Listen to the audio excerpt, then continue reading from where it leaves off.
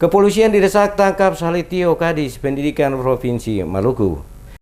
Puluhan mahasiswa dari Ikatan Mahasiswa Muhammadiyah Cabang Ambon gelar aksi demo menuntut aparat penegak hukum, dalam hal ini kepolisian dan kejaksaan, untuk mengusut adanya dugaan korupsi yang dilakukan oleh Kepala Dinas Pendidikan Provinsi Maluku Salitio. Tamsir Buton, pimpinan cabang IMM Kota Ambon, kepada DMS Media Group mengatakan, IMM Cabang Ambon mendesak pihak kepolisian untuk segera melakukan pemeriksaan kepada Kadis Pendidikan Provinsi Maluku yang sampai dengan saat ini belum menyerahkan tunjangan para guru yang telah mendapatkan sertifikasi sejak tahun 2017 hingga 2018.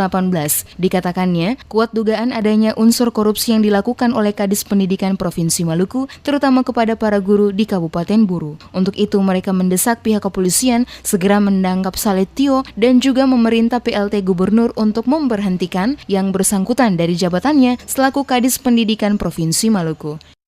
Aksi Ikatan Mahasiswa Muhammadiyah dan sekaligus Ketua Cabang IMM Kota Ambon, hari ini kita melakukan aksi demonstrasi terkait dengan kebijakan Dinas Pendidikan Provinsi Maluku yang sampai saat ini tidak diberikan tunjangan guru-guru yang mendapat sertifikasi dari tahun 2017 hingga 2018 ini.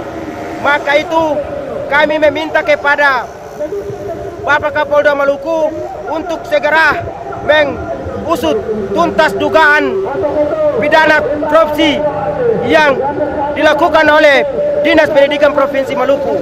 Dan kami juga meminta kepada Dinas Pendidikan Maluku untuk transparan terkait dengan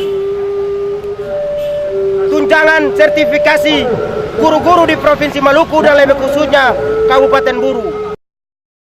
Polisi, kata Tamsir, seharusnya tidak diskriminasi dan tebang pilih dalam penanganan kasus. Siapapun yang terlibat harus diseret untuk diadili sesuai dengan hukum yang berlaku.